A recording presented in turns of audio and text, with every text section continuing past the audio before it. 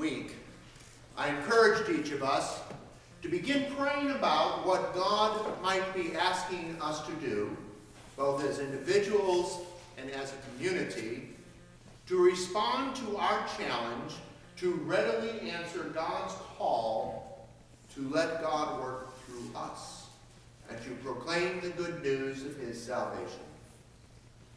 Then after reflecting on the readings for this week, on Thursday I posted the following question on our Facebook page. When we ask God what's next in life, are we really ready for an answer? Now that may seem like a silly question to ask. But if we ask God a question like, what's next?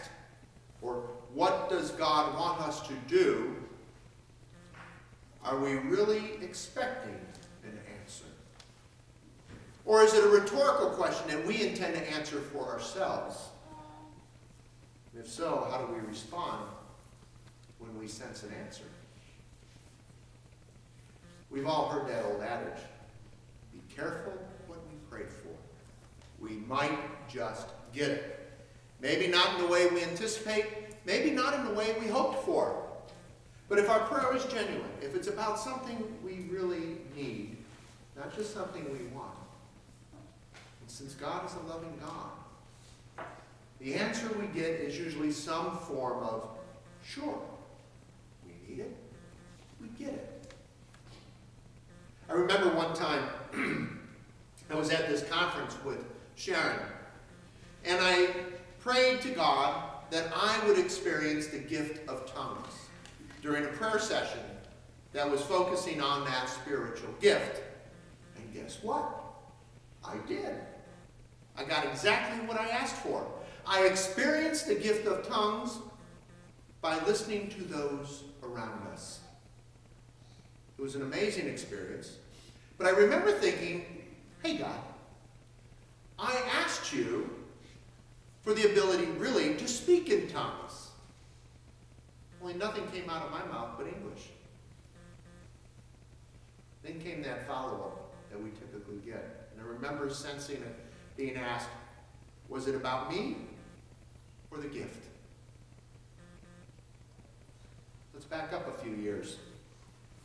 As I began to reacquaint myself with Christ through a small mission church in Central California, I remember asking a question very much like the one I posted on Facebook. What's next, Lord? And what followed was this series of tasks. It seemed like one thing came right after another, and they were dumped smack dab in front of me. So many that ultimately I felt overwhelmed. I had tried to do everything God asked of me. And there wasn't one thing in that little bitty mission that I wasn't part of. And I couldn't imagine what else could possibly be in store for me. What else God could have me do in that place. But yet that was a question I was sensing I had to ask. So much so I finally asked, what's next, Lord? What else would you have me do? And it was in that moment, a moment when I was seeking an answer to something I needed, not necessarily something I wanted, that I heard my first call to ordination. And guess what my first response was? You've got to be kidding. I know me. I'm not priest material. But I didn't know me as God knows me. I didn't think I was capable or worthy of such an undertaking. But God did. What I thought impossible, God knew was not.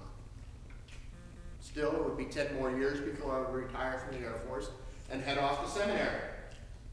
And during those first few years, I was a lot like the Israelites, in that I wasn't particularly happy about the answer God gave me to my questions either.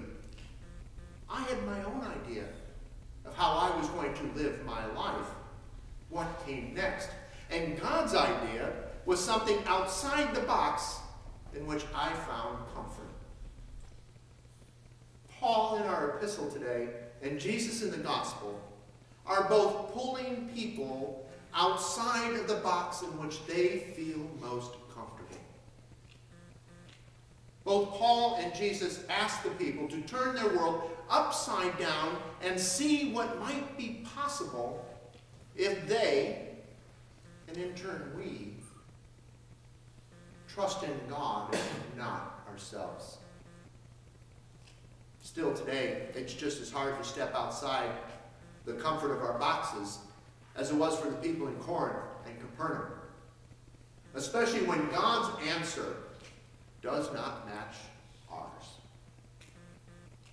So to remain comfortable, what do? We seek someone to tell us what we want to hear. And that is what Israel did. And that's why in our Old Testament reading we hear Moses chastise them. Israel did not want to hear directly from God. Once, when they asked God for what purpose had they been saved from Egyptian captivity, they got the Ten Commandments, which basically said they were saved from bondage to love God and love one another. They spent the next 40 years in the desert wandering, trying to figure out what loving like that looks like, often favoring human interpretation and understanding over divine explanation. It's not really much different today, except for one thing. Through Jesus Christ, we have been shown what love looks like. We don't need human interpretation of divine explanation. We've seen it for ourselves. We've had a living example among us that shows us what love really looks like. And now we might think having such an example would make things easier for us, easier to follow, but in fact, it makes it tougher because Jesus says we are to love one another with the same love that he loved us. And we see in Jesus that the depth of love we are asked to share with God and with one another is not shared without cost. It's hard to love that deeply because that means we must turn our world upside down. To love like that means we no longer come first. In fact, in the Gospel according to John, we are told that there is no greater love than this, that one should give their life for their friends. And if we're to love that deeply, then we need to be ready or prepared to sacrifice everything. Now, hopefully we are never asked to, but we are asked to be ready to. Because in the words of that great theologian, Mr. Spock, who, by the way, paraphrases Caiaphas, when he says, the needs of the many outweigh the needs of the few, or the one. And as I said last week, that thinking scares us. In fact, it scares us so much that we're often afraid to ask that question, what's next? What would you have me do, Lord? And yet that is the question we are compelled to ask. If we are to love as we have been loved, then the only question before us is, how do we do it? We've seen what love looks like in the life of Jesus. But what does it look like today in our lives? When we ask that question, the answer we get may not be the one we expect. It may seem almost impossible. It may take us outside the box in which we find ourselves most comfortable. But if we trust in God and not ourselves, whatever the answer is, we can handle it. Because we know God is with us always. And because God is with us, nothing, not one thing we might be asked is impossible. Therefore, I continue to encourage each of us to continue asking God, what's next? What would God have us do to share God's love with those God places in our lives? And this is not a rhetorical question. It is one we should expect an answer to. And when we sense our answer, write it down. And then pray over it. And then bring it with you in a couple weeks to our Lent program where we can then share those together. And here's something to think about. God doesn't always use a 2x4 to get our attention. The answer may be something that has been pulling at our hearts for years. And we didn't know what to do with it or how to respond to it.